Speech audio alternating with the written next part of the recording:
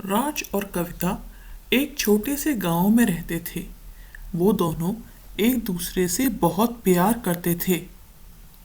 राज गांव में ही एक ऑफिस में काम करता था और कविता एक स्कूल टीचर थी।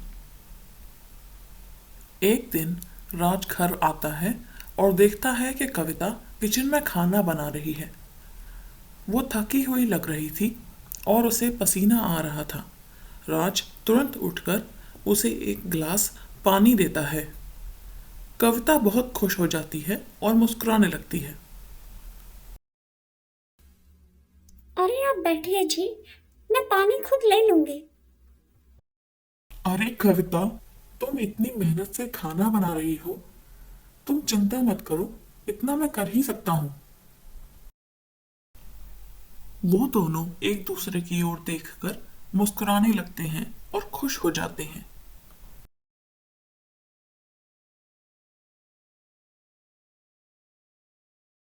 अगले दिन कविता स्कूल में पढ़ाकर घर वापस आई होती है। राज और कविता साथ बैठकर खाना खा रहे थे। आज तुम्हारा दिन कैसा था स्कूल में?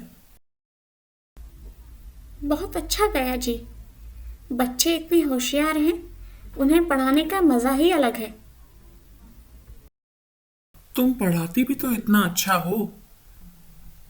2 दिन पहले प्रिंसिपल साहब मुझे सब्जी के मार्केट में मिल गए थे। कह रहे थे कि बच्चे तुम्हारी बहुत तारीफ करते हैं। अजी मैं तो सिर्फ अपना काम अच्छे से करने की कोशिश कर रही हूँ। इन बच्चों से मुझे बहुत प्यार है। मैं तो सिर्फ यही चाहती हूँ कि ये सब अच्छे से पढ़ें और कुछ बड़ा बने। कविता के सास ससुर भी उससे बहुत अच्छा बर्ताव किया करते थे। एक दिन राज और कविता उन दोनों के साथ बैठे हुए थे। अरे बेटी, जब से तू इस घर में आई है, तूने तो सारा काम संभाल लिया है बेटी। तुझसे ज़्यादा पढ़ी लिखी टीचर भी स्कूल में नहीं है। हम तुझसे बहुत खुश हैं। माँ जी, खुश तो मैं हूँ। मुझे इतना अच्छा परिवार मिला और इतना अच्छा गांव। एक दिन राज ऑफिस में फाइलों में व्यस्त था। वो मन लगा के काम कर रहा था, तभी उसके बॉस कमरे में आ जाते हैं। राज, तुमसे कुछ जरूरी बात करनी है। अब तुम्हें शहर जाकर काम करना होगा। शहर? पर साहब, काम मुझे यहाँ करना बहुत अच्छा लगता है। मेरा परिवार भी यहीं है। मैं समझता हूँ राज, लेकिन ये डिसीजन मेरा नहीं है। तुम्हारा काम इतना अच्छा है कि अब कंपनी चाहती है कि तुम शहर में जाकर काम करो।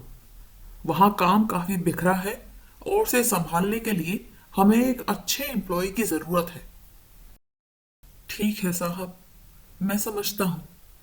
मैं आज ही से सारी तैयारी करना शुरू कर देता हूँ।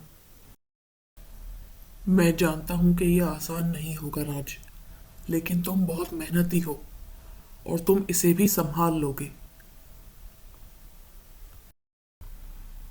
बॉस फिर कमरे से चले जाते हैं और राज सोचने लगता है कि वो ये सब कैसे करेगा।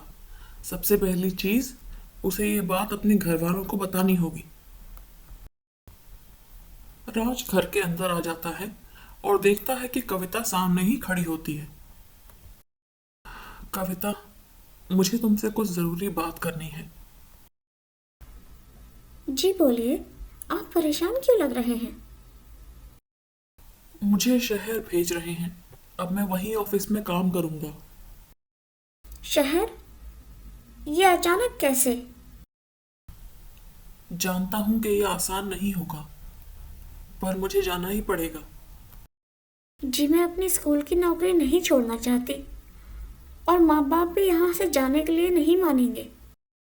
जानता हूं कविता, मैं भी नहीं चाहता कि तुम लोगों को परेशानी हो। आप चिंता ना करें, मेरे पास एक आइडिया है। क्यों ना मैं यहीं रह के माँ बाप की देखभाल करूं। आप हमसे मिलने हर हफ्ते आ जाइएगा। अरे वाह, इस बारे में तो मैंने सोचा ही नहीं।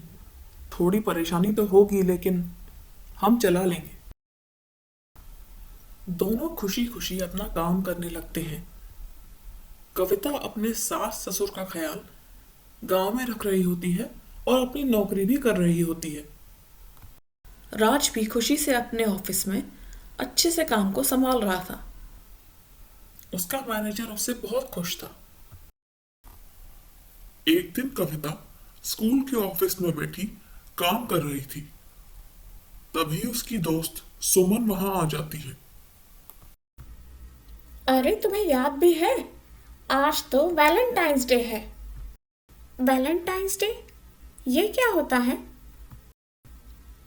अरे कविता, तुम काम में इतनी व्यस्त हो गई हो कि तुम्हें नई चीज़ों का अंदाज़ा ही नहीं है।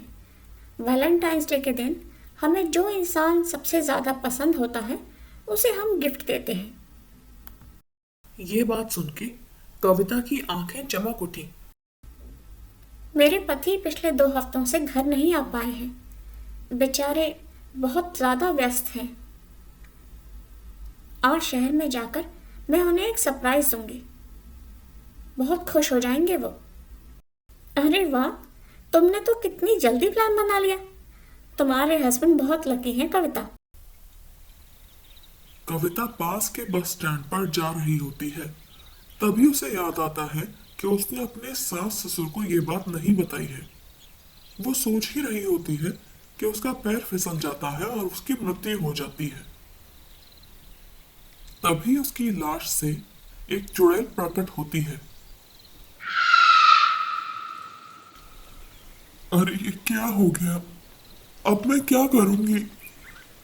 नहीं, मुझे अपने पति से मिलना है और मैं उनसे मिलके ही रहूंगी।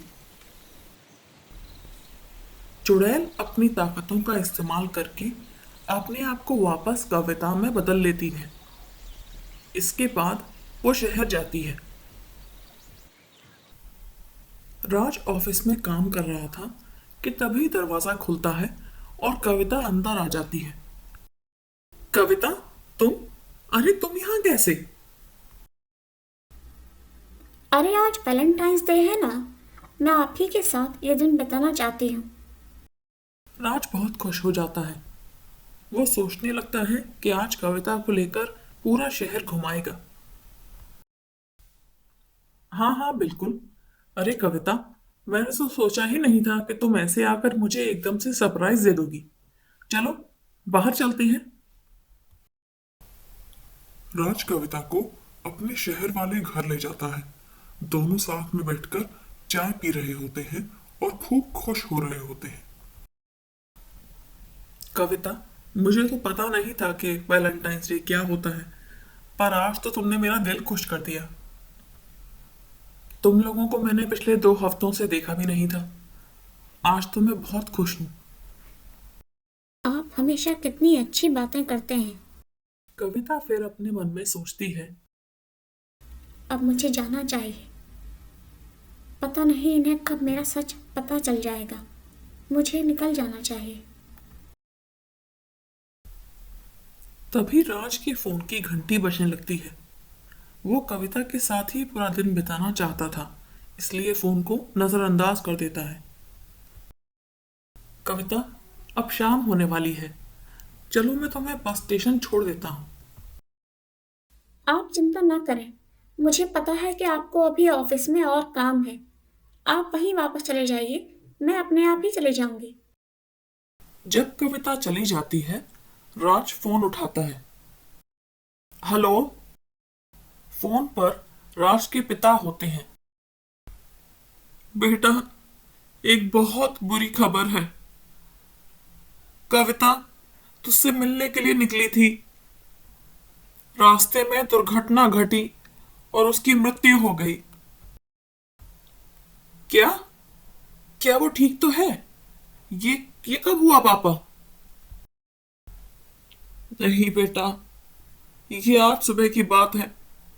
वो जा ही रही थी कि इससे पहले कि कोई कुछ कर पाता, वो मर चुकी थी। राज को ये सुन के बहुत सदमा लगता है। उसे समझ में नहीं आता कि अपने पिता से क्या बोले। आखिरकार कविता तो यहाँ थी पूरे दिन। वो मन बनाता है कि गांव जाकर ही अपने माँ बाप से बात करेगा। ऐसा कैसे हो सकता है? हम दोनों ने पूरा दिन साथ बिताया, वो तो यही थी। पापा, मैं घर आ रहा हूँ, घर आके ही बात करते हैं। घर जाकर राज अपने माँ बाप को सारी बात बताता है। किसी को कुछ समझ में नहीं आ रहा था। कविता तो मर चुकी थी, तो फिर राज से मिलने कौन आया? बेटा, तुम ये क्या कह रहे हो? कविता तुम्हारे साथ नहीं हो सकती। बेटा, हमें अस्पताल से फोन आया था कि उसकी मृत्यु वहां जाने से पहले ही हो गई थी। राज के माँ बाप कुछ सोचते हैं और फिर एक दूसरे की तरफ देखते हैं। अचानक उन्हें समझ में आ जाता है कि हुआ क्या था। बेटा, वो कविता नहीं रही होगी। वो शायद कोई चुड़ैल या उसकी आत्मा थी। तुम 2 हफ्ते से घर नहीं आए थे। वो तुमसे मिलने के लिए बहुत उत्सुक थी। वो चाहती थी कि तुम्हारे साथ ही पूरा दिन बिताए। कह रही थी कि कुछ वैलेंटाइंस डे है और आज का दिन बिताना बहुत ज़रूरी है तुम्हारे साथ। सबको समझ में आ जाता है कि कविता राज से मिलने के लिए एक आखिरी बार आई थी और अब उन्हें वो कभी नहीं दिखाई देगी।